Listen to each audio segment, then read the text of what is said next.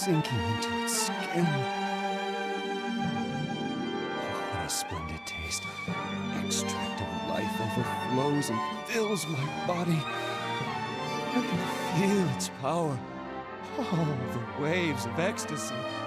How magical are these insignificant creatures known as sardines? Hello everyone, Rurikhan here coming at you with another first impressions video, and today we're going to be taking a look at Disgaea for A Promise Revisited for the PlayStation Vita. When I went to Gamescom, I actually attended a presentation by NISAmerica, and while I was there, they gave me a retail copy of this title so that I could give it a look and tell you guys my opinions on it.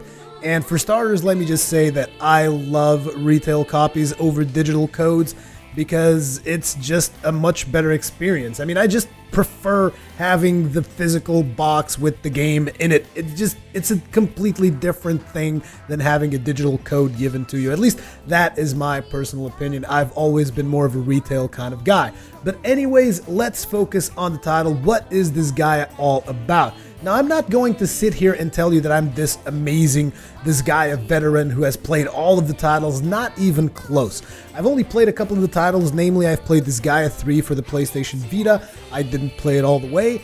And I played Disgaea D2 for the PlayStation 3. Now, while I didn't really complete these two Disgaea titles, mostly on account of lack of time, as you guys know, I cover a lot of different titles, and if you are familiar with the Disgaea franchise, you should know that you can essentially play this game almost forever if you choose to do so.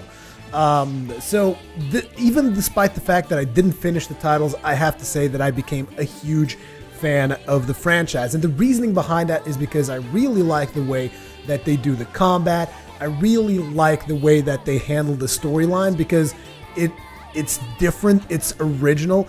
Disgaea is one of those titles that doesn't really take itself too seriously. Like, for instance, let me try to give you guys a little bit of background as to how the story begins in Disgaea 4. So in Disgaea 4, the main character is Lord Valvatoris, who also happens to be a vampire lord, who was demoted to the position of a lowly Prinny instructor. And those of you who aren't familiar with this guy are probably wondering what the hell is a Prinny to begin with. And let me just tell you, as you guys watch this video, more than likely you will see these blue penguins around every now and then.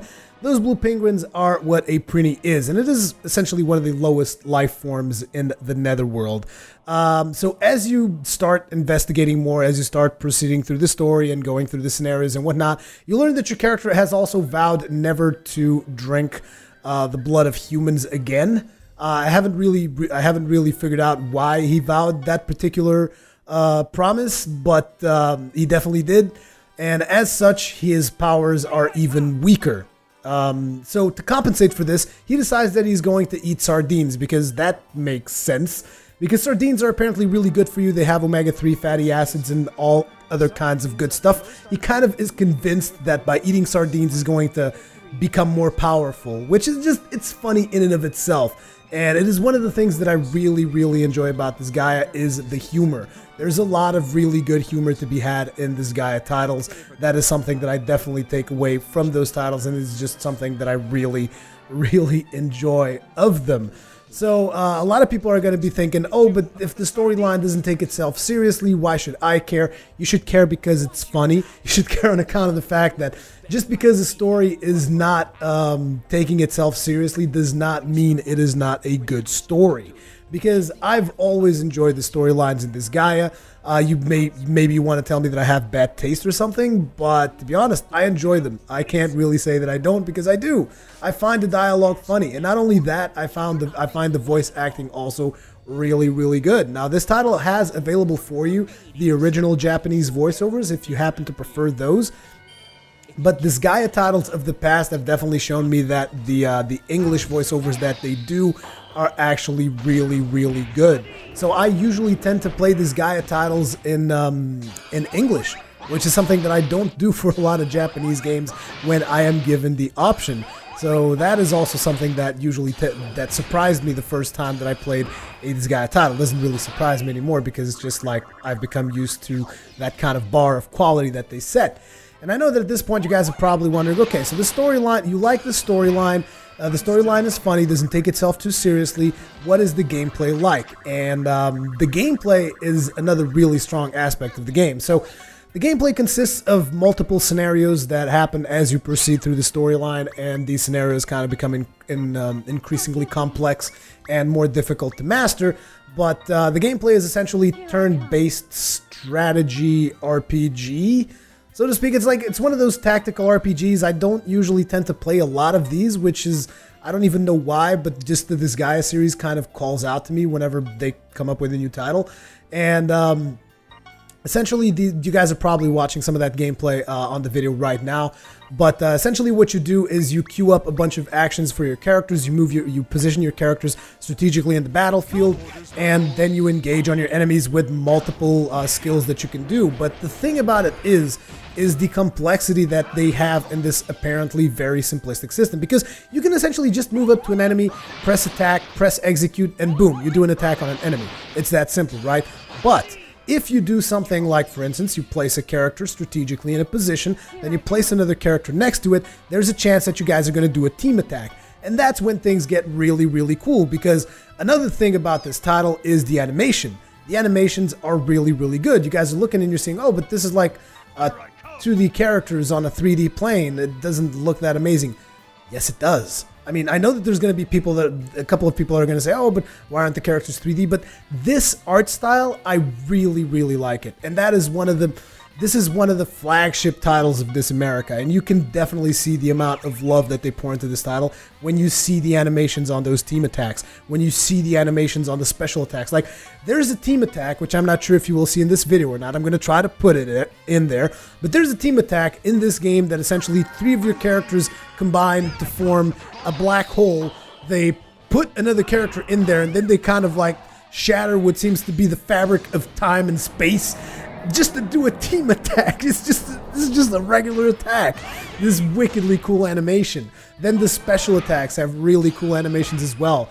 In terms of characters that you have available for your party, you can actually create those characters. And as you level up, like let's say you level up a warrior character, new characters become available for you to create, like an advanced form of the warrior class. It starts getting incredibly complex and overwhelming. But the secret of it is just play it and go along with it, because like I said, it is very easy to be overwhelmed by the amount of mechanics that you have in a title like this. But if you just kind of like stick to it, just play through it, I'm pretty sure anyone can get through this Disgaea title, because I realized looking at it, I myself was, at the first time I ever played this Disgaea title, I was somewhat intimidated. I was like, oh man, this look at all this stuff. It's so complex, it's so intimidating. But once you actually look at it, it is not like, I'm not going to say it's not complex, because it most definitely is, actually figuring out the combat and the amounts of stuff that you can do. Like the simple fact that you can pick up and throw other characters, that's like a major game changer when it comes to combat. Because essentially, let's say, okay, you have character A, he can't reach an enemy, but if you move that character and then you move another character behind him, you can pick up your character and throw him against the enemy. So that's just one of the things that you can do. Then there's another mechanic, which is geo blocks, and that is the one thing that still to this day still confuses me. It's like you have these blocks on the ground which are a certain color, and then you have to destroy these cubes that show up, which are the geo cubes, and as you destroy them, the blocks on the ground change color and everyone who's there takes damage. And then there's a nullifier block that erases all of the colored blocks. It's just got this really insane thing, and like I said, it can seem overwhelming, but if you just like play it level by level, you can get through it. I'm just trying to show people that this game that looks somewhat complex and overwhelming or whatnot is a game that can be enjoyed by pretty much anyone. The same way that I kind of did that for Dark Souls. A lot of people used to think that, oh, Dark Souls is this incredibly difficult title. I am never going to play a title like that because it's just too hard for me. I'm trying to do the same thing for this Disgaea now. I really want people to take a look at this title and give it a chance, because I really, really enjoy it, and I just always have fun with it. And so what else can you do in the Disgaea title? So there's your storyline that you're going to be advancing through the form of your typical Japanese novel-like animations with conversations. At least most of it is fully voice acted, which is really, really cool. Like I said, the voice acting, the English voice acting is actually good, as opposed to some titles that just get crappy voice acting. But if you don't like the English voice acting, you also have the Japanese voice acting that you can choose from. You have the combat, you have the team attacks, you have the special attacks, you have the geo blocks mechanic, all that crazy stuff that you can do. And on top of that, there's actually things like, for instance, let's say that you want to reduce the prices of the stores in your main hub area. You can do that. You can actually go and propose a vote that will diminish the prices of the stores, or you can pose a vote that will increase the quality of the items on those stores. Of course, they will also become more expensive and whatnot, but you can almost customize everything in the game to your liking. Like, for instance, oh, the game is too easy. You can go and you can propose a vote. And the thing about proposing votes is that this is another one of those mechanics that kind of becomes really overwhelming as you try to figure it out. But proposing a vote, you have to go to a Senate hearing in this title. I mean, in other titles, it was called something else. Like, I remember in Disgaea 3, it was called a school assembly. So when you hear the word Senate hearing, don't take it too literally.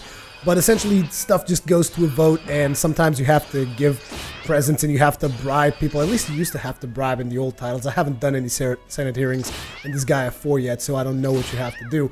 But essentially, you have to get the vote of other characters, and as you do these kinds of things, you can affect the world around you to change stuff in a really ridiculous way. Something else that you can do, suppose that you have a particular weapon that you like, you can go to a character who is the item worlder, and as you go to that character, you say, okay, I want to go inside this weapon and level this weapon up, and you take your party with you, and you all dive inside the weapon and you go do combat. Essentially, you go do the combat scenarios that you guys are watching in the background, except you do those in randomly generated areas. So essentially, if you want to just do combat, you can dive inside items and you can play this game forever. Just going inside items and leveling up items. And then as you level up those items, you equip those items, you become stronger, and you can go back in. Also, you can just equip those items and go back to do the main storyline. So that is just a small section of what I can tell you guys about Disgaea, because like I said, I am not a Disgaea veteran by any stretch of the imagination, but I most definitely really enjoy the title, and I just wanted to pass that sentiment along. The Disgaea 4 is going to come out on the 29th of August, I believe. So if you guys like the footage that you're watching on the background, it seems like this could be something that you would like to get into. I would wholeheartedly advise it because I'm just a big fan of this Disgaea series. If you feel that the title is maybe too complex for you, I would really like to tell you that it's not as complex as it looks. And if you just take it like one mechanic at a time, you can easily become really good at the title. The only thing that this title really demands of you, essentially, is your time, which is one of the reasons why I've never played it for too long, because I'm forced into looking at other games constantly. But if you are looking for one title that you can just like play for hours on end, it's this one. And it's wholeheartedly recommended by me if you look like you like the stuff that you see on screen. The art style on this one particularly, I thought, was really cool, because it's just a lot sharper than what I've seen previously on the Vita with Disgaea 3, which was the last of these titles that I played on the Vita. I just thought that this one looked a lot sharper, the art style looked a lot cooler, the animations looked a lot better. I don't know, it just seems like it's higher resolution overall. And I also kind of like the theme of this one a little bit better, because the villain or the main character, so to speak, because in Disgaea titles you tend to play at the villain who happens to be the main character. The one in Disgaea 3, I didn't like him as much, because he was just like, it seemed like he wanted to be evil just for the sake of being evil. There wasn't really any kind of backing behind it. He's like, I'm a terrible overlord because I'm a terrible overlord, and that's that, you know? And this one seems to have a little bit more logic. It seems like it's a more interesting character to me personally. So I'm just really looking forward to at least wasting a couple of hours. And I say wasting, that's a really bad term for it.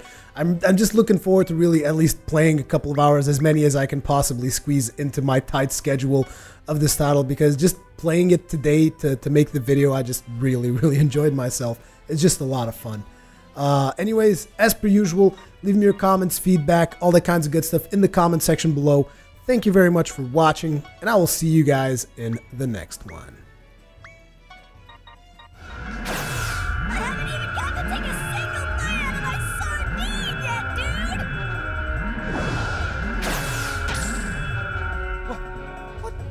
Hades is going on here? What do you think you're doing with those printies? What do you expect me to do about the sardine situation?